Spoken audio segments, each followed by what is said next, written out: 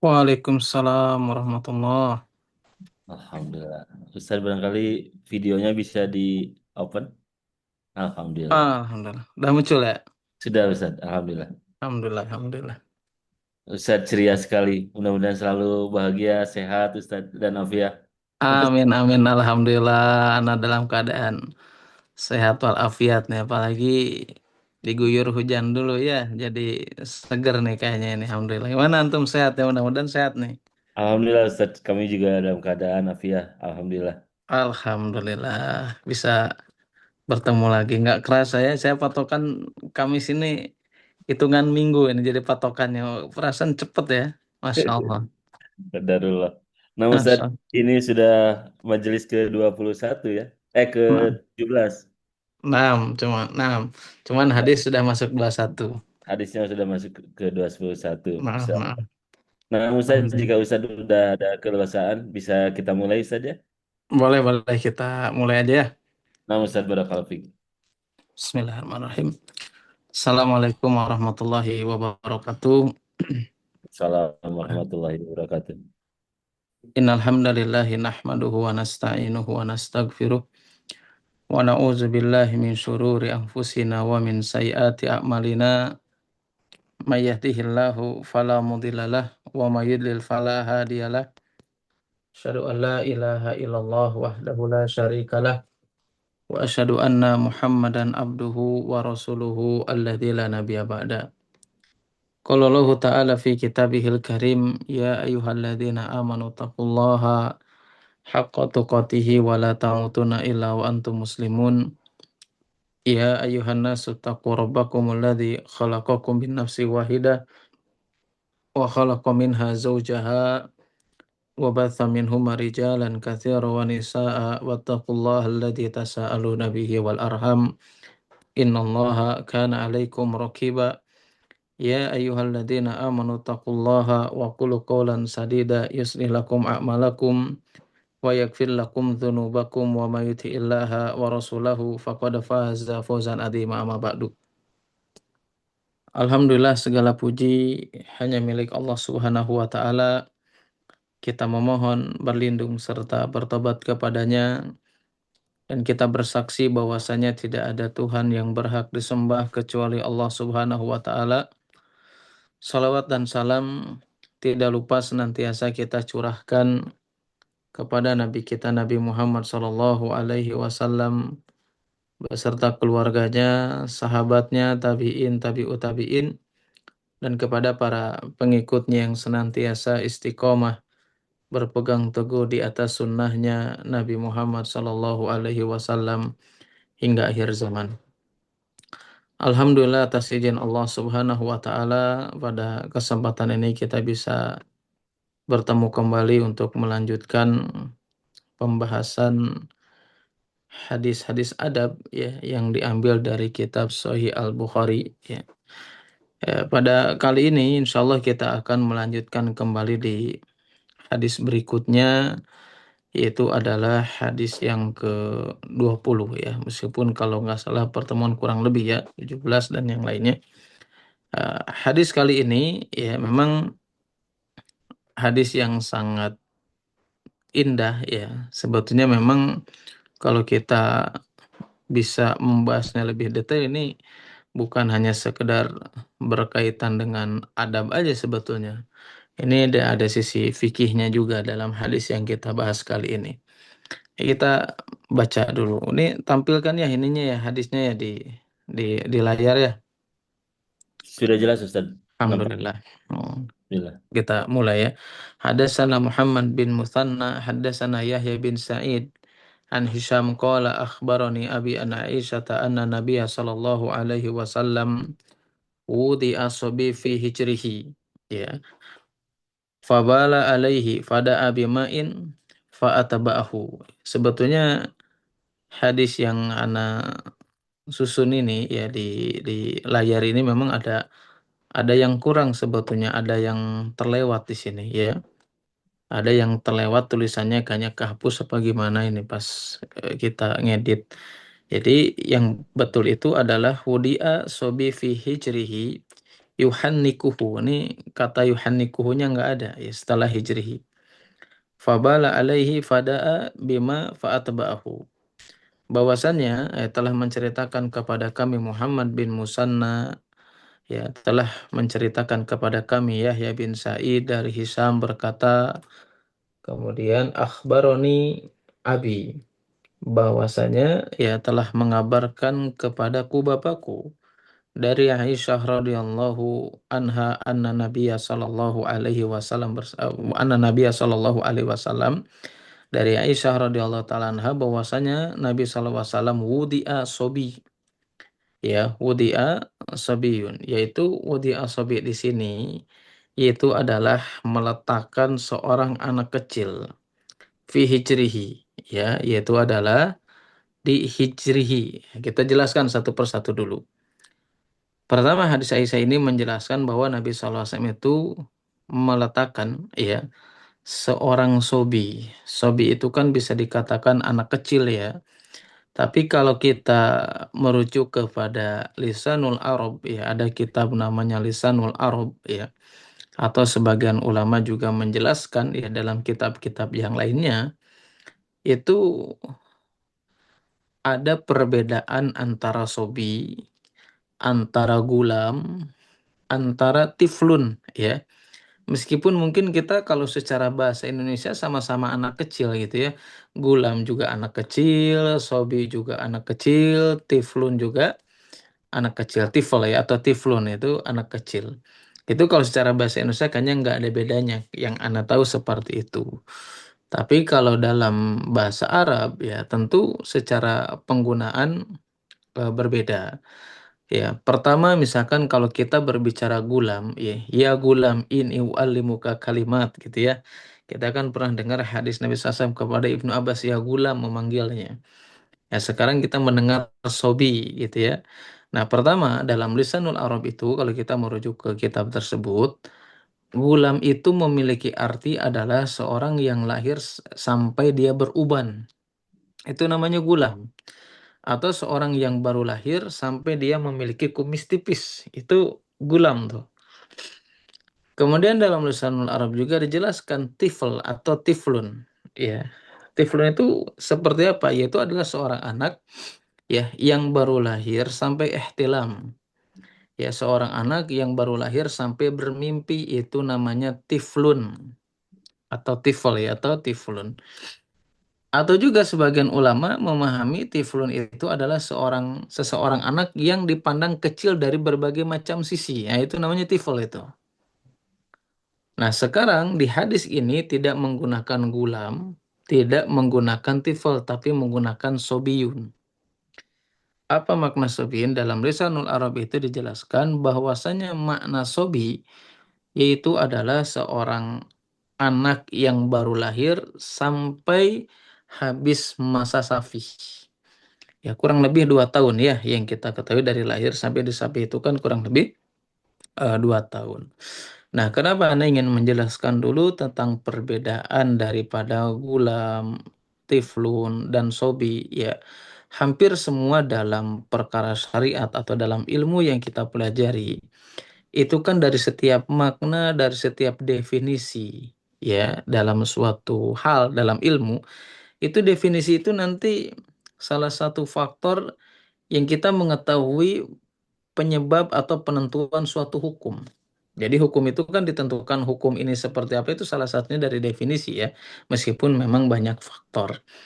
Nah, di sini katakan bahwasanya wudi asobiyun fi hijrihi, bahwasanya Nabi SAW meletakkan seorang anak kecil tadi, ya yang sobi itu artinya adalah anak kecil yang baru lahir sampai habis masa safi atau kurang lebih 2 tahun ya atau dari lahir sampai 2 tahun fi hijrihi. Ya, fi hijrihi itu kalau kata eh, seorang ulama ya itu dijelaskan kepada kita semuanya, di antaranya apa namanya Ibnu Hajar Al Asqalani ya atau ulama-ulama yang lain. Ini dibacanya itu bisa dengan dua metode, bisa dengan kasroh fi hijrihi. Ya, maksudnya haknya itu loh bisa dibaca kasroh, bisa dibaca fathah. Ya, bisa dibaca kasrah ataupun fathah sebagaimana dalam kitab Muhkam. Ya, dalam kitab Muhkam karya Ibnu Sa'idah, yaitu bisa dibaca hijrihi atau hajrihi. Hmm. Artinya apa? Hijr di sini. Artinya itu adalah kalau dalam kitab Muhkam tersebut dikatakan hijr ini adalah pakaian, ya, atau bagian pakaian yang berada di antara dua tangan yang biasa digunakan untuk menggendong. Itu maksudnya pangkuan maksudnya. Ya, itu yang dijelaskan dalam kitab Muhkam tersebut. Ya.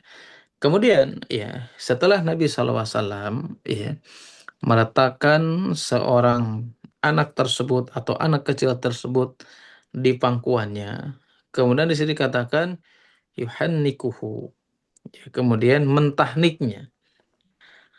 Nah, hadis ini tadi saya jelaskan di mukadimah, ya. Kalau kita merujuk kepada kitab yang kita bahas tentang kitab adab, ya. Ketika Nabi SAW meletakkan seorang anak di pangkuannya, ini memang sudah menjadi kebiasaan yang dilakukan oleh Nabi SAW. Ya, ini bisa disimpulkan hadis tersebut dimasukkan ke bab adab karena berkaitan dengan apa? Sifat tawadu Nabi SAW. Hmm. Ya, sifat tawadu yang membiasakan diri, ya, anak-anak kecil baik dari kalangan Ansor, baik dari kalangan Muhajirin, itu biasa dipangku sama Nabi SAW untuk menunjukkan sifat tawadunya sebagai, ya, bukti tentang kesempurnaan akhlak Nabi Shallallahu Alaihi Wasallam. Anak siapapun, ya, bahkan kalau kita membaca riwayat yang lain, ya, dari hadis dari Ummu Qais bin Mihsan juga sama, ya, mendudukan anaknya, ya, kemudian juga anaknya Asma binti Abi Bakar ketika di Madinah itu kan dipangku juga. Ini memang untuk menunjukkan sifat tawadu, makanya hadis ini ada di pembahasan kitab yang kita bahas ini dari sisi adab untuk menjelaskan tentang ketawaduan Nabi Shallallahu Alaihi Wasallam. Ya, justru dengan apa yang dilakukan Nabi SAW tadi menggendong seorang anak, ya, baik dari kalangan muhajirin ataupun ansor, justru inilah yang menunjukkan kemuliaan sifat Rasulullah SAW.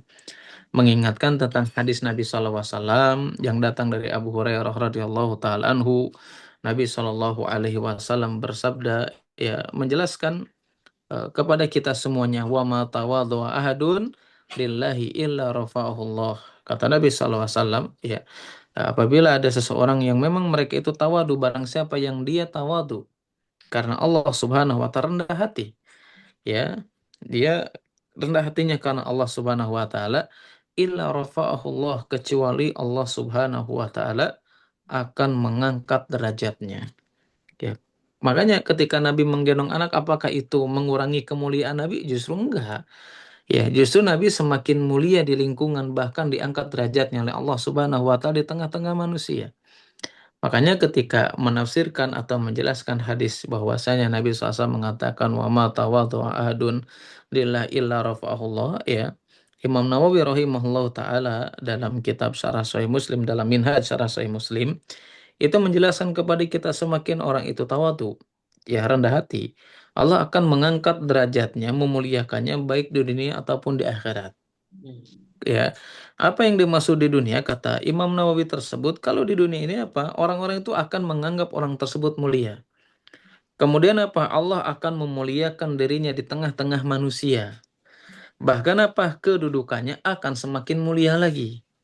Kapan? Ketika Allah Subhanahu wa taala memberikan pahala atau ganjaran yang mengangkat kemuliaannya di sisi Allah yang lebih tinggi, sebagaimana yang dilakukan oleh Nabi Shallallahu Alaihi Wasallam kepada kita sebagai contoh untuk menjelaskan tentang tawadu dan kesempurnaan akhlak seorang nabi, ya, meskipun kepada anak kecil. Bahkan kalau Syekh bin Bas itu menjelaskan kepada kita, ya, dari apa yang dilakukan oleh Nabi SAW menggendong anak kecil gitu, ya, kata Syekh bin Bas rahimahullah taala, ini bentuk daripada apa? Di antara lembutnya hati Nabi SAW.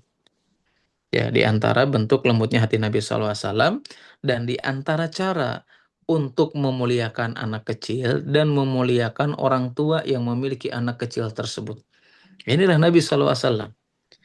Ya, ya, kita tahu lah, bukan hanya Nabi SAW saja yang memiliki sifat tawadu, justru yang mengangkat derajatnya ya, lebih mulia lagi. Contoh misalkan kita pernah mendengar Nabi Musa alaihissalam ya, yang mungkin bisa dikatakan ya melakukan suatu pekerjaan yang dianggap orang itu rendahan ya, memberi apa namanya, memberi minum atau makanan kepada hewan ternak gitu ya. Ya sebagian orang kan rendahan itu hal seperti, tapi itu dilakukan oleh Musa alaihissalam sebagai bentuk ketawaduan ya. Begitu juga ya yang dilakukan oleh Nabi Daud alaihissalam ya, yang beliau itu ya jelas ya, makan dengan hasil kerja keras tangannya sendiri gitu ya. Begitu juga Nabi Zakaria alaihissalam ya, seorang tukang kayu. Ya dia tidak meninggalkan, kenapa? Untuk menunjukkan sifat tawadunya sebagai seorang seorang nabi yang menunjukkan sempurnanya akhlak dan kesempurnaannya adab yang dimiliki oleh seorang seorang nabi. Nah, kemudian ya, ketika Nabi SAW melakukan hal seperti itu, ya tadi hadis ini kalau kita pandang dalam kitab yang kita bahas itu dari sisi adab. Kemudian ya dijelaskan lagi oleh Ibnu Battal rahimahullahu taala dalam Syarah Sahih Bukhari. Itu dikatakan hadis ini bukan hanya menjelaskan adab saja, tapi hadis ini kata Ibnu Battal rahimahullahu taala, qala jama'atun minal ulama, bahwasanya sebagian ulama itu mereka mengatakan bahwasanya hadisun Aisyah wa ummi Qais ya, Ummu Qais di riwayat lain ya, menjelaskan ketika hadis ini dinukilkan, ini adalah hadis tentang aslun fi tathhiril baul. Ini adalah hadis landasan utama dalam masalah fikih kapan ketika membersihkan air kencing. Ya, Hmm. makanya ini ada dua apa namanya? Apa bisa dikatakan dipandang dari segi adab adalah bab tentang tawaduknya Nabi SAW. Kalau kita pandang dari kacamata fikih, ini adalah hadis tentang landasan utama yang berkaitan dengan bagaimana cara membersihkan air kencing seorang anak ketika digendong. Makanya di sini katakan wudi asobiyun fi hijrihi yuhannikuhu. Yang pertama adalah mentahniknya. Oh, Nabi ini sudah menggendong kemudian mentahniknya. Meskipun urusan tahnik ini memang ada silang pendapat ya. Ada silang pendapat. Seperti Syatibi itu berpandangan bahwasanya tahnik itu hanya kekhususan Nabi saja. Ya, kalau yang lainnya itu nggak disyariatkan. Tapi kalau kita memandang riwayat-riwayat atau hadis-hadis yang berbicara tentang tahnik itu riwayatnya sangat banyak ya. Makanya kata Syekh Utsaimin rahimahullah taala ya, beliau memberikan pendapat yang pertengahan. Artinya kalau misalkan ada orang yang mentahnik ya kita tidak boleh mencelanya karena memang mereka juga memiliki riwayat tersebut. Begitupun ketika ada orang yang tidak mentahniknya, kita harus menghormati itu ya, karena memang ya sebagian ulama memandang itu adalah kekhususan bagi Nabi Shallallahu Alaihi Wasallam. Tapi kalau seandainya pun ya kita mengikuti pendapat daripada mentahnik tersebut, jelas Ibnu Hajar Al-Asqalani menjelaskan kepada kita tentunya mentahnik tersebut yaitu adalah dengan yang paling utama ya, yang paling utama itu adalah dengan kurma ya, di apa namanya ya, Ya. dikunyah ya, dikunyah ya, kemudian setelah dikunyah diketanganin, dipencet-pencet gitu ya, apa bahasanya, pencet-pencet lah ya, kemudian dimasukkan ke langit-langit dan ditekankan, dan itu kan bisa dengan kurma ya, atau kalau tidak ada dengan sesuatu hal yang manis yang lainnya. Ya, sebagian ulama mengatakan tetap yang Ibnu Hajar mengatakan kalau memang tidak ada kurma atau rutob ya. Kalau tamar itu kan kurma kering ya. Kalau rutob kurma basah tuh. Ya, kalau tidak ada dengan sesuatu hal yang manis yang lainnya selain kurma tersebut, yang paling utama adalah dengan madu. Tapi kalau tidak ada, maka dengan sesuatu hal yang manis yang itu tidak dibakar. Ya, sebagian ulama tidak dibakar di situ adalah tidak dimasak. Wallah alam biswab. Ya, seperti zabib. Zabib itu ini apa namanya, anggur yang dikeringkan, apa namanya itu bahasa kitanya itu, kismis Kismis. ya. Bisa dengan kismis atau dengan yang lainnya yang memang apa namanya itu memiliki rasa manis. Cuman memang kita juga tidak bisa ya menyimpulkan sebagian orang yang tidak setuju dengan vaksin. Mereka kan memandang bahwa tahnik itu imunisasi Islami atau apa bahasanya itu ya. Ya seperti itulah kurang lebihnya imunisasi Islami lah atau alamiah dan yang lain. Kita nggak bisa menyimpulkan tentang kalimat-kalimat tersebut kecuali ada dalil yang menjelaskan seperti itu. Meskipun memang ada faidah, memang ada manfaat ya ketika seseorang bayi atau seorang anak kecil di tahnik itu memang ada faidah. Kalau Ibnu Hajar menjelaskan kan itu supaya apa namanya memudahkan untuk makan. Kalau bahasa simpelnya itu tidak kaget gitu loh. Ya, kalau seandainya nanti disusui ya atau masuk sesuatu yang lain itu tidak kaget. Bahkan sebagian ulama seperti Syekh Saleh Munajid itu menjelaskan salah satunya untuk menguatkan ya hal-hal seperti itu yang hanya dijelaskan oleh para ulama ya. Tetapi tidak mengatakan bahwasanya ini sebagai tadi apa namanya. Oh, sebagian orang tuh mengatakan jadi kalau misalkan di teknik itu jadi bakteri yang di mulut yang menggigitnya ya kalau masuk ke perut bayinya itu akan apa? Memompa, memancing bakteri positif apa saya juga lupa lah ya. Tapi itu tidak ada dalil yang menjelaskan itu. Yang jelas itu adalah bagian daripada sunnah Nabi SAW ya. Meskipun memang ada perselisihan di antara para ulama dan ini adalah perselisihan yang terhitung. Artinya Syekh Utsaimin tadi menjelaskan ya kita bersikap pertengahan. Artinya kalau ada yang melakukan silakan, kalau tidak pun kita tidak boleh mencelaknya karena memang ada silang pendapat di dalamnya. Allah alam bisawab ya. Kemudian ya ketika Nabi tadi mengatakan atau Aisyah mengatakan Nabi apa namanya meletakkan seorang anak kecil di pangkuannya kemudian mentahniknya di langit-langit mulut anak tersebut ya. Kemudian apa? Fabala alaihi. Udah anak kecil tuh kencing tuh. Kencing atau mengencingi Nabi SAW. Nah inilah di antara sifat ketawaduan Nabi SAW. Ya sudah menggendong dikencingi tapi Nabi SAW tidak memarahinya. Makanya tadi wajar ketika Ibnu Batol mengatakan hadis ini itu adalah hadis di antara landasan utama bagaimana tentang tata cara ya ketika seseorang itu dikencingi. Meskipun dikencingi di sini, sebagian ulama itu yang dikencingin itu siapa? Baju Nabi Sallallahu Alaihi Wasallam atau baju anaknya? Sebagian ulama ada yang mengatakan baju Nabi Sallallahu Alaihi Wasallam. Sebagian ulama ada yang mengatakan yang dikencingi itu adalah baju dari anak kecil yang digendongnya. Allah alam bisawab yang jelas. Ya, sebagian ulama mengatakan bahwasanya pakaian Nabi Sallallahu Alaihi Wasallam yang dikencingi. Maka apa? Ketika Nabi SAW dikencingi, ya pakaiannya ketika menggendong anak tersebut, maka di sini ada riwayat lain yang menjelaskan kepada kita tentang apa? Tentang cara ketika seseorang menggendong bayi, sobi tadi dikencing itu harus seperti apa. Sebagaimana yang kita ketahui, mungkin ya sebagian kita juga mengetahui ya. Ya, ketika memang di sini kan konteksnya sobi ya, atau di konteksnya di sini itu adalah seorang anak kecil laki-laki. Ya, tentu seorang anak kecil laki-laki di antara cara membersihkannya itu adalah dengan yuros. Yuros itu dipercikan saja. Ya, berbeda dengan bayi perempuan, yaitu harus dicuci. Makanya para ulama menjelaskan kepada kita, ya kenapa kok dibedakan gitu ya. Ketika bayi laki-laki cuman cukup dipercikan saja gitu ya. Tapi kalau perempuan kenapa harus dicuci?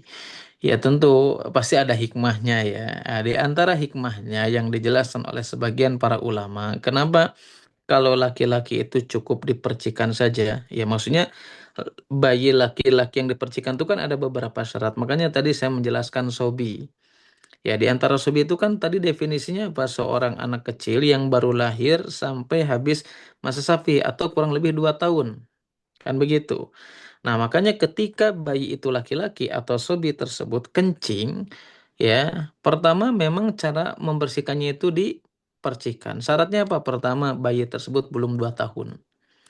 Yang kedua adalah bayi tersebut adalah bayi laki-laki. Dan yang ketiga, air kencing bayi yang bisa dibersihkan cukup dipercikan saja. Syarat yang ketiga adalah bayi yang belum makan.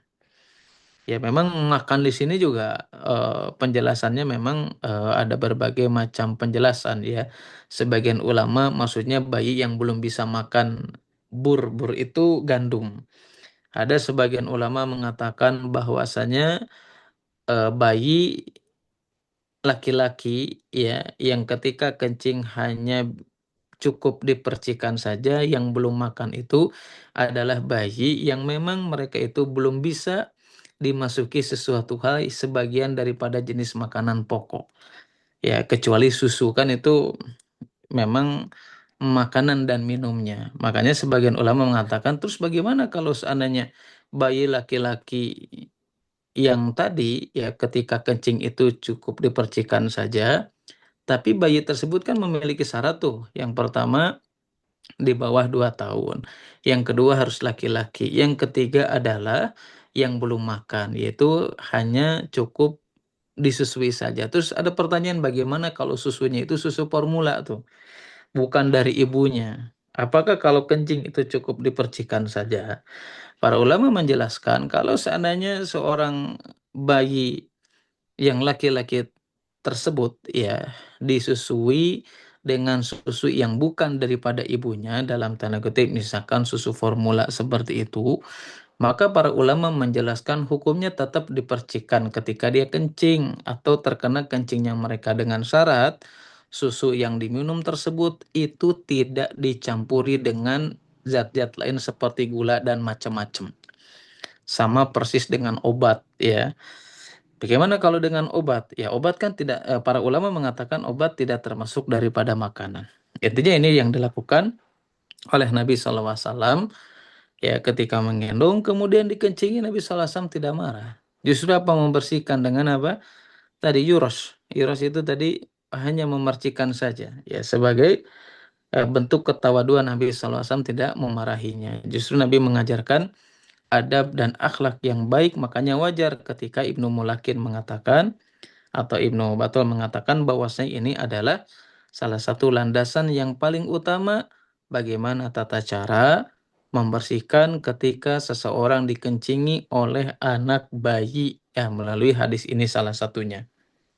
Bahkan salah satu hikmah atau di antara hikmah yang lainnya ya yang harus kita pahami tadi, kenapa dibedakan antara cara membersihkan air kencing bayi laki-laki dengan air kencing dari bayi perempuan. Sebagian ulama menjelaskan kepada kita karena laki-laki itu ya karakternya atau pada umumnya itu adalah bayi yang sering dimomong atau sering digendong. Ya, sehingga apa? Kalau sering digendong itu memiliki potensi ngomponya lebih sering dan itu memberatkan ya bagi seseorang apabila harus mencucinya. Itu salah satu yang dijelaskan atau dijelaskan oleh sebagian para ulama.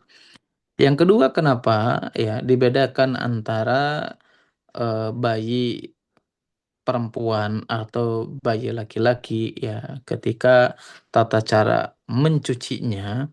Hikmah yang kedua adalah bahwa bayi laki-laki itu kalau kencing itu berbeda dengan perempuan. Bedanya apa? Bayi laki-laki atau anak laki-laki itu kalau kencing itu bisa di mana-mana. Kalau perempuan itu terkadang hanya di satu tempat dan itu kan merepotkan. Itu sebagian para ulama menjelaskan demikian. Ya, ketika menjelaskan hadis ini, di antara bentuk atau faidah yang harus kita pahami ketika kita membahas hadis yang kita bahas kali ini. Kemudian ya, di sini juga dikatakan fada abimain fa'atba'ahu. Kemudian Nabi Shallallahu Alaihi Wasallam ya memerintahkan untuk apa? Diambilkan air tersebut, menuangkan air tersebut ke air kencing tersebut untuk apa? Untuk membersihkan dan untuk menyiramkannya. Tapi yang harus kita pahami beda ya antara eh, kan kita sering mendengar hadis Nabi Shallallahu Alaihi Wasallam ya yang berkaitan dengan air kencing tersebut, ada kalimat yugsalu ya, yugsalu min baulil jariyah wa yurashu min bauli, ya gitu kan, min baulil gulam.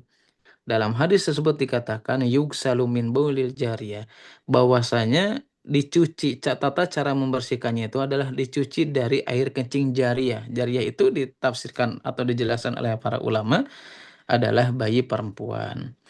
Nah, dengan cara apa? Yuksal. Yuksal itu kan dicuci. Dicuci di sini adalah sebagian ulama mengatakan yuksal itu dibanjiri atau menggunakan air yang begitu banyak.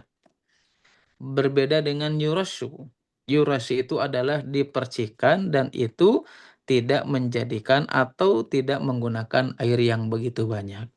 Kadang-kadang kita muncul pertanyaan, ya, kalau seandainya kita terkena apa namanya air kencing bayi laki-laki tadi yang belum 2 tahun gitu ya, kemudian belum makan, kemudian dicipratkan saja itu kadang-kadang kan ada bekasnya tuh, ada apa ya, baik itu bekas ya ompolnya gitu ya, atau misalkan sering terkadang tercium baunya seperti itu, apakah itu sudah dicukupkan sebagai suci? Ya, ini pernah ditanyakan sebetulnya ya oleh Khawlah binti Yasar kepada Nabi SAW.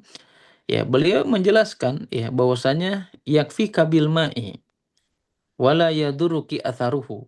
Kata Nabi SAW cukup dengan air tersebut, dengan cipratan air tersebut, dan itu adapun bekasnya baik baunya atau warnanya itu tidak mempengaruhi. Nah, itu salah satu faedah hadis yang kita bahas itu. Ternyata tadi ya para ulama menjelaskan di antaranya Syekh bin Baz rahimahullah taala ketika menjelaskan hadis ini yaitu adalah ini hadis menjelaskan tentang ketawaduan sifat Nabi Shallallahu Alaihi Wasallam atau sebagai kesempurnaan akhlak dan adab yang dimiliki oleh Nabi Shallallahu Alaihi Wasallam yang membiasakan diri untuk apa? Untuk menggendong anak kecil. Ya, meskipun terkadang Nabi SAW dikencingi. Nah, ketika dikencingi ini, maka perkataan ulama lain mengatakan bahwasanya hadis ini sebagai landasan yang utama. Tentang apa? Tentang tata cara membersihkan air kencing yang ada pada pakaian seseorang atau pada diri seseorang. Ya, ini ya tentang akhlak yang sangat indah ya yang dicontohkan oleh Nabi Shallallahu Alaihi Wasallam kepada kita semuanya tentang sifat ketawaduan yang memang dibutuhkan ya di zaman sekarang ya. Bahkan Nabi Shallallahu Alaihi Wasallam ya dalam riwayat lain menjelaskan kepada kita ya bukan hanya sekedar contoh dari hadis ini saja. Ya dalam riwayat lain Nabi SAW mengatakan wa innallaha ahwa ilayya an tawadhu'u, bahwasanya kata Nabi SAW sesungguhnya Allah Subhanahu wa taala itu mewahyukan kepadaku untuk apa? Antawadhu, untuk saling memiliki sifat tawadhu alias tidak merendahkan satu sama lain meskipun itu anak kecil. Ya, meskipun itu adalah anak kecil.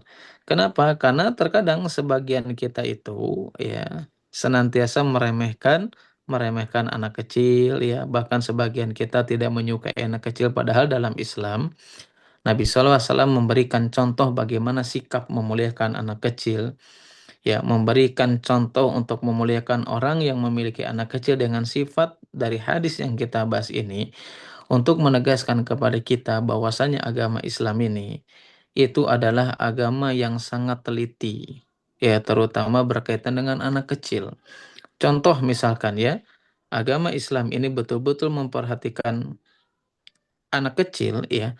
Salah satunya Nabi atau dalam Islam ini kan memerintahkan kepada kita ya bagaimana betul-betul mendidik anak kecil ya atau memperhatikan anak itu dari sebelum kita menikah.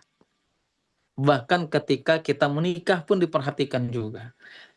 Contohnya apa? Perhatian Islam terhadap anak kecil sebelum menikah. Salah satunya adalah ketika Islam memerintahkan kepada kita untuk memilih istri yang soleha. Ya, untuk memilih istri yang soleha yang bisa mendidik anak-anaknya ini kan apa? Perhatian Islam kepada anak kecil sebelum kita menikah. Coba bayangkan.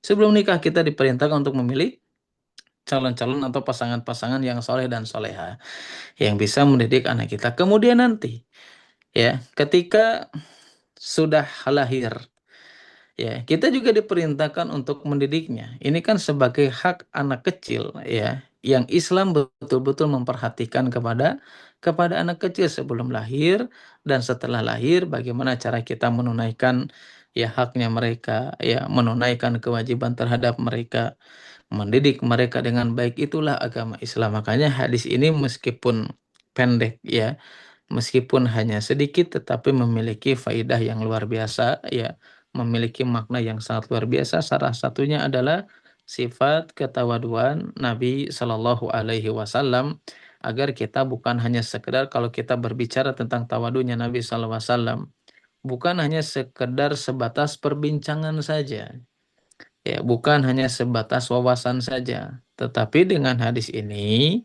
ya memberikan contoh kepada kita bahwasannya ketawaduan Nabi Shallallahu Alaihi Wasallam itu harus menjadi karakter, ya harus menjadi karakter bagi diri kita masing-masing, yaitu adalah sifat tawadu, ya sifat rendah hati, ya yaitu adalah tidak tidak menganggap remeh terhadap anak kecil, meskipun itu anak kecil yang baru lahir, yang masa disusui, tapi tetap cara memuliakannya adalah salah satunya dengan menggendongnya, atau mungkin di hadis sebelumnya adalah menciumnya yang dilakukan oleh Nabi Shallallahu Alaihi Wasallam. Apalagi di sini bukan hanya sekedar mendudukinya, ya bukan hanya sekedar dipangku saja, tetapi apa, melakukan tahnik, yaitu salah satu di antara yang dilakukan oleh Nabi Shallallahu Alaihi Wasallam. Wallahu alam biswab ya. Ini hadisnya pendek kayaknya, jelas kayaknya. Mudah-mudahan jelas nih, bisa difahami. Jelas Ustaz, Alhamdulillah.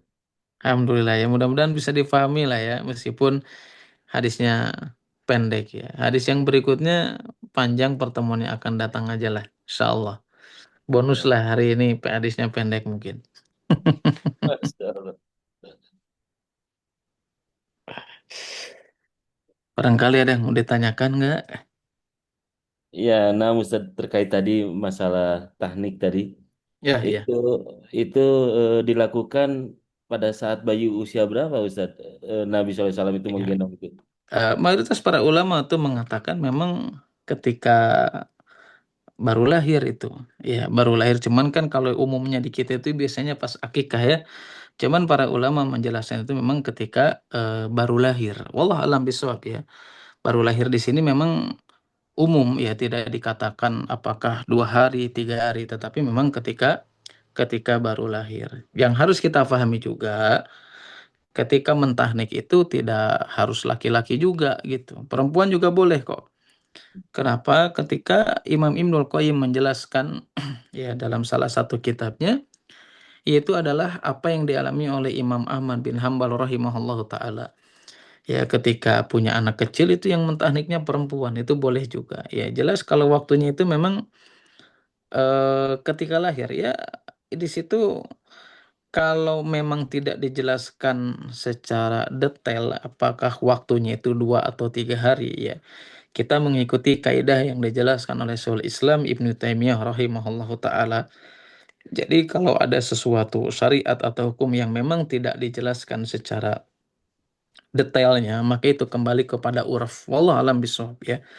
Yang jelas itu adalah ketika baru lahir ya. Allah alam bisawab. Ya mungkin kalau baru lahir ya pas baru borojol aja kayaknya, kan itu langsung menyusui juga tuh. Allah alam bisawab.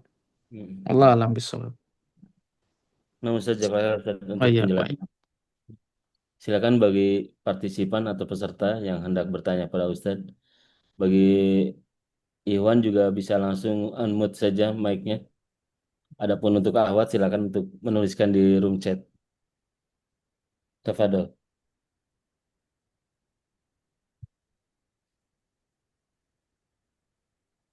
Ada nggak nih yang mau nanya? Kalau nggak ada nanti kita tutup nih. Alhamdulillah ada Ustaz. Eh, Ustaz, kalau bayi Ya, sudah masuk empasi berarti pipisnya sudah najis. Apa ini empasi? empas itu apa? Bisa di ini nggak ada, kadang-kadang suka lupa istilah ini. Empas itu apa tuh? Empas itu kan kalau nggak salah kasih makan kan? Ya kalau sudah dikasih makan itu sudah najis itu. Nah Ustaz, dari penanyanya Hmm. sudah dikasih makan gitu. Ya kalau sudah di eh, empasi berarti sudah kasih makan ya sudah najis itu, seperti dewasa harus dicuci itu. Ya Hmm. harus dicuci. Ya meskipun memang sebagian lama bagaimana kalau asalnya dicampur kan ada orang campur ya antara menyusui dan kasih makan. Ya, para ulama mengatakan kasih makan hukumnya lebih menang daripada ASI. Alias apa? Berarti sudah dihukumi dewasa. Hmm. Sudah makan itu. Mm-mm. Ya, oh ini ya udah ada jawabannya pendukung apa sih ya? Allah alam bisawab. Itu sudah najis. Maksudnya gini, Afwan, harus dikasih apa kalau bahasa ininya apa? Disclaimer gitu. Jadi begini, tadi itu menjelaskan tentang tata cara ya membersihkan kalau pakaian kita terkena najis bayi kan begitu. Kalau bayi laki-laki yang belum makan ya, maksudnya belum memakan makanan pokok, kemudian belum 2 tahun maka cukup dipercikan. Kalau yang sudah makan yaitu adalah dicuci. Nah ini cuman tata caranya aja. Kalau hukum najisnya sama najis. Hmm. Mau bayinya yang sudah makan ataupun yang belum makan, yang sudah 2 tahun ataupun belum, itu semuanya najis, ya. Tapi tata cara membersihkannya itu yang berbeda. Kalau najisnya semuanya najis.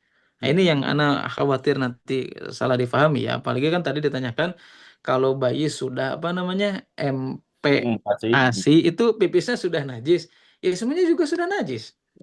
Yang belum makan juga najis, cuman yang membedakan tata cara membersihkannya aja. Ya, jadi ketika menjelaskan tentang tata cara pembersihan bukan berarti tidak najis, semuanya najis, cuman cara membersihkannya yang berbeda itu kurang lebih. Ya, mudah-mudahan bisa difahami. Hmm. Nah, Ustaz, Masya Allah. Dan ini ada yang mohon penjelasan ulang. Kalau bayinya tidak pakai ASI, hanya pakai sofur, sofur itu mungkin susu formula atau gimana? Itu bagaimana Ustaz? Oh ya, tadi kita jelaskan ya, ketika ada dan ini juga dijelaskan oleh Syekh Utsaimin rahimahullah taala ya.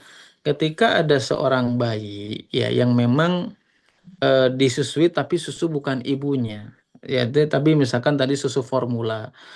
Apakah itu juga termasuk hukum yang memang termasuk daripada hanya dipercikan saja? Iya, ketika najis dipercikan saja dengan syarat apa? Memang susunya tersebut tidak dimasukkan unsur-unsur yang lain, seperti misalkan tidak dimasukin gula gitu ya, atau pemanis apa, itu hukumnya sama. Ya, kecuali kalau itu dimasukkan dari susu tersebut ada gulanya atau jenis yang lain itu termasuk daripada makanan dan itu sudah tidak boleh dipercikan tetapi harus dicuci. Begitu ya, kurang lebih Allah alam bisawab. Nah, Ustaz, Masya Allah. Jazakallah Ustaz untuk jawabannya. Nah, berikut pertanyaannya Ustaz. Hmm. Eh, izin bertanya, bagaimana jika anak di pangkuan kita memakai pampers Hmm. yang mana di pampers tersebut ada najisnya? Hmm. Jika kita punya wudhu dalam situasi tersebut, Hmm. apakah menjadi batal wudhunya? Enggak ya. Pampersnya kan sekarang itu rata-rata anti bocor ya. Kalau nggak salah saya tahu karena masih punya bayi juga. Masya Allah. Ya enggak lah insya Allah. Ya selama itu memang bisa dipastikan bahwa pampersnya itu tidak bocor. Nah, lain ceritanya begini ya. Ini ada kaidah yang dijelaskan oleh Syekhul Islam Ibnu Taimiyah rahimahullah taala tentang najis ya. Ya, meskipun pembahasan kita ini adab ya. Ketika kita sholat ya, Syekhul Islam ini menjelaskan kepada kita kalau kita sholat kemudian ternyata ada sesuatu hal najis yang nempel dan lupa gitu. Ingatnya itu baik pertengahan ataupun setelah sholat lupa ya dari najis itu sholatnya itu nggak batal itu sebagaimana yang pernah terjadi kepada Nabi SAW ketika sholat tiba-tiba di tengah sholat Nabi itu langsung mencopot sendalnya langsung bergeser ini para sahabat ini ikut-ikutan juga buka sandal juga kemudian nanya ente kenapa kok ikut-ikutan buka sandal ini lagi sholat ini. Ya, mereka yang mengikuti Nabi SAW. Nabi SAW mengatakan bahwasanya saya membuka sendal itu karena saya nggak tahu ini di sendal saya ini ada sesuatu hal yang najis. Jibril atau malaikat mengabarkan kepadaku, kemudian aku mencopotnya. Kemudian pindah tempat dan Nabi tidak mengulangi sholatnya. Nah, kaidahnya kata Syekhul Islam Ibnu Taimiyah rahimahullah taala, kalau kita dalam sholat ada sesuatu hal yang kita langgar yang berkaitan dengan larangan, maka sholat tersebut tidak batal atau tidak perlu diulangi. Kalau najis itu larangan atau perintah? Larangan kan? Larangan. Kita nggak boleh. Iya. Nah, ketika sholat, ya ada sesuatu hal larangan yang lupa. Kemudian kita ingat setelah sholat, maka tidak perlu mengulanginya. Berbeda kalau kita sholat meninggalkan perintah. Mm-mm. Ketika ingat setelah sholat, meskipun sudah selesai harus diulangi. Contohnya misalkan kita sholat, nggak ingat bahwasannya kita nggak mandi junub. Mm-mm.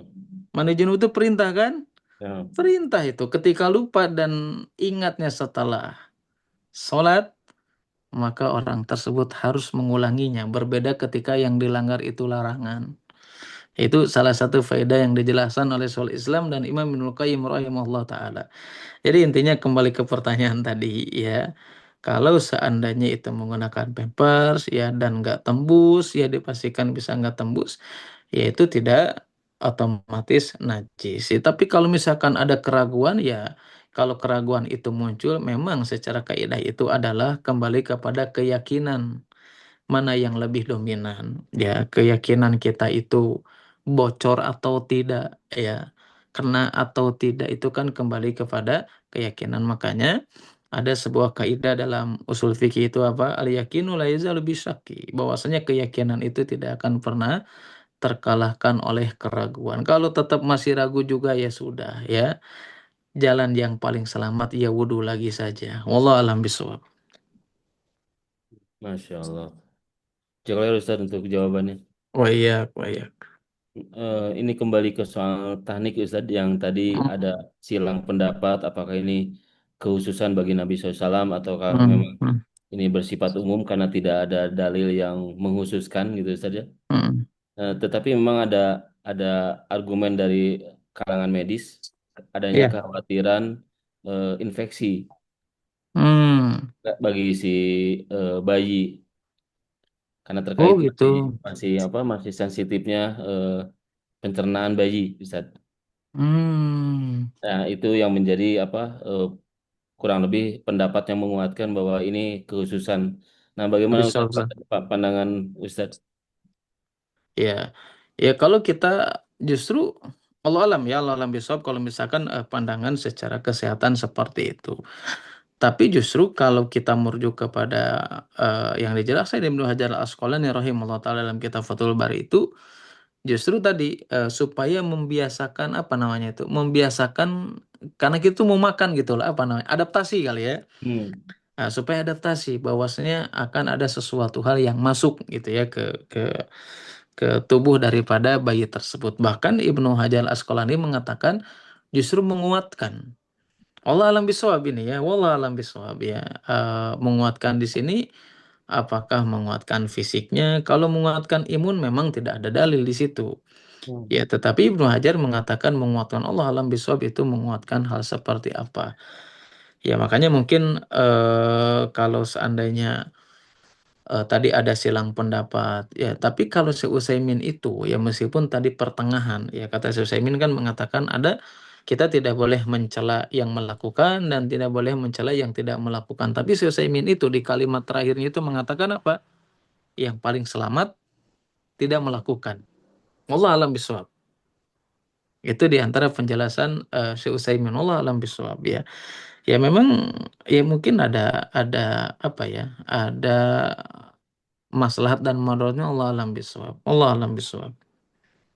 Nah, Ustaz, ini alhamdulillah Ustaz jazakallah untuk itu Iya, jawabannya. Ini ada pertanyaan, nampaknya juga pengulangan. Izin bertanya, Ustadz, mungkin ini typo ya Ustadz ya. iya.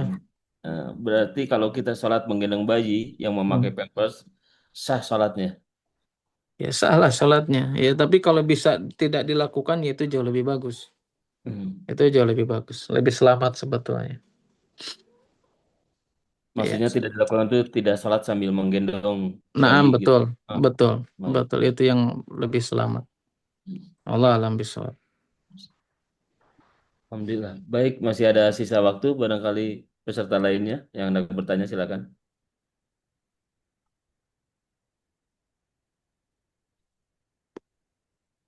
Eh, ini Ustadz izin pendalaman yang tadi Ustadz sampaikan Ya. bahwa di antara adab Nabi SAW itu dengan menggendong bayi itu untuk memuliakan orang tua bayi. Itu di antara penjelasan Syekh bin Baz itu. Nah, da- dia, bentuk kemuliaan ini adalah ikut membahagiakan juga orang tuanya, Ustaz ya. Betul, betul, betul. Karena kan kita kadang-kadang sebagai orang tua ya, kadang-kadang kalau anak kita digendong itu kan sebuah ke apa ya, kebahagiaan ya.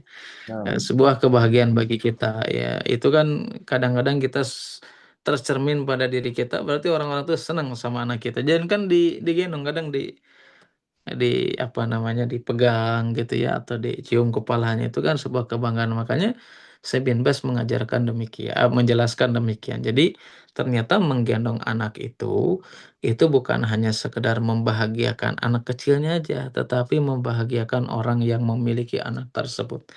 Makanya para ulama itu menjelaskan kepada kita ya tentang hadis ini yang kita bahas itu.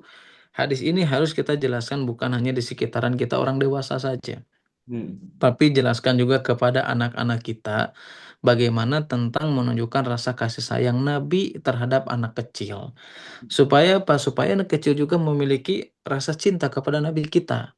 Oh iya, hmm. ternyata Nabi itu sayangnya bukan sama orang dewasa saja, tetapi sayang juga sama anak-anak. Itu di antara metode yang diajarkan oleh para ulama supaya menumbuhkan kecintaan kepada anak-anak kita. Sampaikan bahwa Nabi itu sama anak kecil suka gendong, suka mencium, bahkan Nabi pernah dipipisihin kan begitu. Itu hal yang sangat bagus ya. Allah alam bisawab. Alhamdulillah. Nah, Ustaz, ini ada pertanyaan lagi, Ustaz. Ya. Eh, Terkait sholat ini. Jika kita sholat, terus anak lagi ribut di masjid, Hmm. apakah kita boleh bergerak untuk Ya. mendiamkan anak kita? Ya. Catatan anak sudah bisa lari-lari. Jazakallah, Ustaz. Oh iya, pertama yang harus kita pahami bahwasanya hukum banyak bergerak itu adalah bisa membatalkan sholat itu. Ya, dalam sholat itu. Meskipun sebagian ulama ada yang membataskan geraknya nggak boleh 3 kali dan macam-macam. Intinya, hukum asalnya banyak gerakan dalam sholat itu membatalkan sholat. Makanya kan saya pernah dapat faidah dulu dari Syekh kami, namanya Syekh Muhammad bin Abdul Latif Al-Adni, hafidhahullah ta'ala. Ketika kita menjelaskan tentang masalah sutroh, ya, pembatas sholat. Ya, memang beliau berpandangan itu adalah sunnah muakkadah. Ya, atau sebagian ulama memang ada yang mengatakan wajib ada tuh tentang sutroh tersebut. Ya, nah kan sutroh itu kadang-kadang bisa dilakukan dengan tembok, ya, atau dengan alat, ya, alat yang biasa kayu biasanya yang bisa kita gunakan sholat, atau dengan punggung orang. Ya, kadang kalau kita menggunakan punggung orang, meskipun ini sunnah yang sangat ditekankan, sunnah muakkadah, anggap saja kita sholat di ujung masjid paling belakang. Ketika kita sholat di ujung masjid yang paling belakang, menggunakan sutroh punggung seseorang, ternyata orang tersebut keluar itu. Kita nggak ada sutroh lagi. Otomatis kalau pengen sutroh, kita harus jalan ke bagian masjid yang paling depan tuh. Para ulama mengatakan apakah boleh melakukannya meskipun mendapat sunnah muakkadah atau wajib, maka para ulama tidak boleh melakukannya. Kenapa? Karena itu khawatir memperbanyak gerakan. Nah, intinya banyak gerakan itu hukum asalnya adalah membatalkan sholat kecuali memang ada kebutuhan. Contoh, Nabi SAW pernah nggak ketika sholat bergerak? Pernah. Ketika cucunya naik ke punggungnya, ya, kemudian diturunkan atau digeserkan, apakah itu bukan gerakan? Itu gerakan juga. Tetapi memang gerakannya di situ ada kebutuhan, ada maslahat. Ya, intinya hukum asalnya membatalkan, tapi ketika ada maslahat, gitu ya, ada apa namanya, ada kebutuhan, maka itu boleh melakukannya. Ya, Allah alam bisawab. Kemudian hal yang kedua yang harus kita pahami yaitu anak-anak yang sering bawa ke masjid, ya. Bukannya nggak boleh, Syekh Utsaimin itu menjelaskan kepada kita memberikan syarat loh. Ketika boleh nggak kita membawa anak itu ke apa namanya, ke masjid? Boleh saja kata Syekh Utsaimin rahimahullah taala, tetapi apa, dengan beberapa syarat. Yang pertama, anak itu sudah bisa diajak ngomong, maksudnya kalau kita kasih tahu sudah paham, ya. Yang kedua, sudah tidak ngompol, Hmm. gitu ya. Yang ketiga, mau sholat di samping kita. Kalau itu tidak bisa dilakukan, maka sebaiknya tidak membawa anak ke masjid. Meskipun nanti alasannya begini, kan Ustadz saya pengen mengajarkan kebaikan. Ya antum egois, itu mengajarkan kebaikan buat antum dan anak antum, tapi antum mengganggu orang lain husu daripada ibadah. Hmm.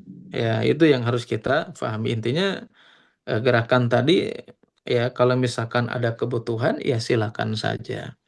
Ya, memang hukum asalnya kan nggak boleh ya membatalkan sholat dalam sholat wajib. Kalau sholat sunnah mah kan boleh, sebagaimana kisahnya Jurej, ya, yang dia tidak mau membatalkan sholat ketika dipanggil ibunya. Akhirnya didoakan keburukan ya kejelekan. Tapi Syekh Utsaimin menjelaskan ketika menafsirkan hadis tersebut, boleh kita membatalkan sholat kapan ketika ada sesuatu hal yang membahayakan.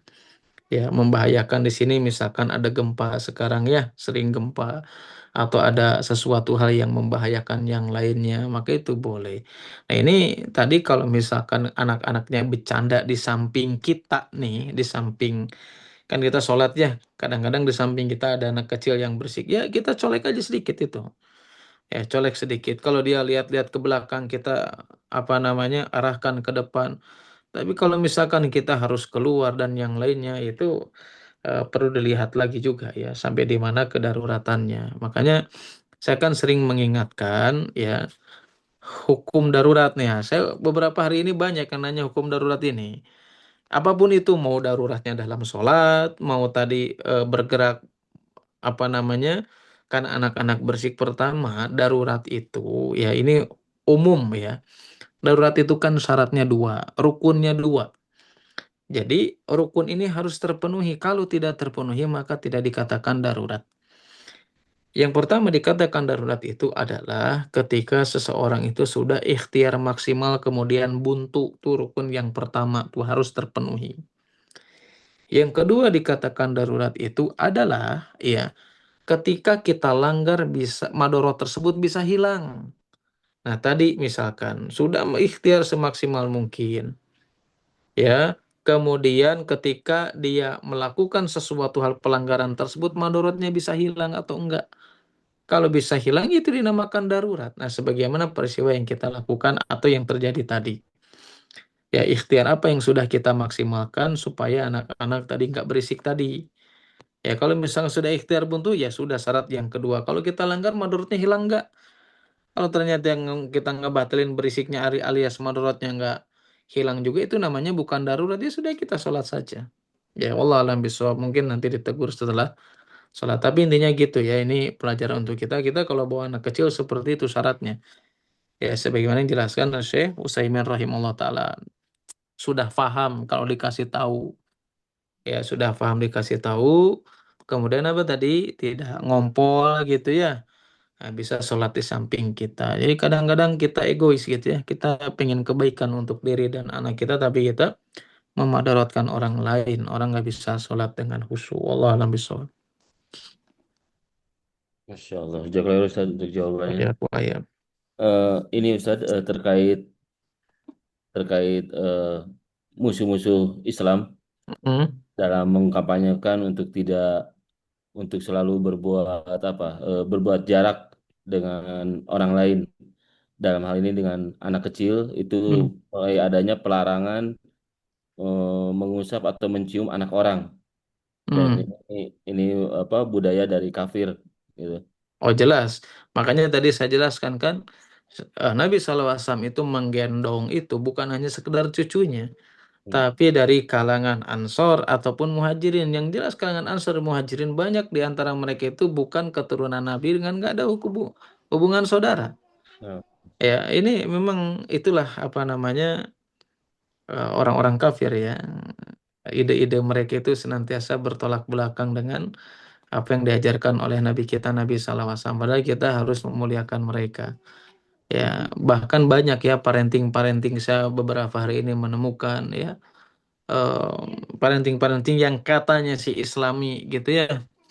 Padahal itu berasal dari Barat. Salah satunya apa? Salah satu menjauhkannya itu kita kalau sama anak kecil itu nyuruh itu janganlah pakai ancaman neraka, janganlah pakai surga itu produk-produk liberal itu seperti itu. Padahal Nabi SAW kepada Ibnu Abbas, kepada sahabat yang lain, ya selalu menanamkan tentang tauhid, ya menanamkan tentang akidah yang benar. Padahal masih gula, masih kecil. Emang ajaran-ajaran mereka seperti itu, bagaimana kita menjauhkan dari anak-anak kita. Padahal Nabi sudah mencontohkannya jelas, ya.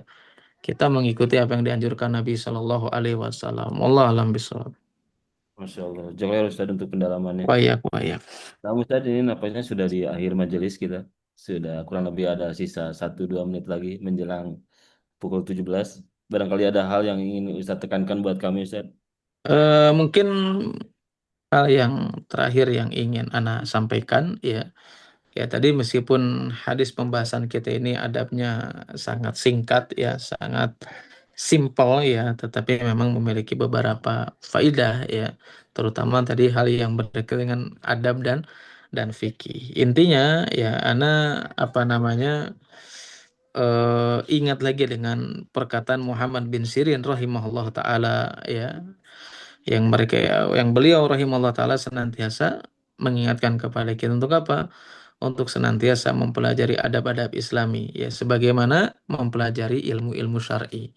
Karena ternyata adab Nabi SAW itu tidak hanya sekedar sebagai wawasan dan wacana saja, tetapi harus menjadi karakter pribadi diri kita masing-masing. Supaya apa? Supaya kita mendapatkan keberkahan, kemuliaan baik di dunia ataupun di akhirat kelak. Wallahu a'lam bishawab, ya. Ini yang bisa disampaikan hari ini, mudah-mudahan bermanfaat. Ya, mohon maaf apabila ada kekurangan, ya, atau penyampaian yang terlalu cepat, ya bisa nanti di japri aja, ya, atau misalkan nanti ditanyakan di pertemuan yang akan datang. Allah alam bisawab, kita tutup dengan doa kafaratul majelis. Subhanakallahumma wa bihamdika asyhadu an la ilaha illa anta astaghfiruka wa atubu ilaik. Assalamualaikum warahmatullahi wabarakatuh. Waalaikumsalam warahmatullahi wabarakatuh. Jazakallah khair, Ustaz. Allah fikum. Wah, iya, Pak. Barakallah. Ana izin keluar nih. Nah, Ustaz. Ya, ya. Assalamualaikum warahmatullahi wabarakatuh. Waalaikumsalam warahmatullahi wabarakatuh. Alhamdulillah.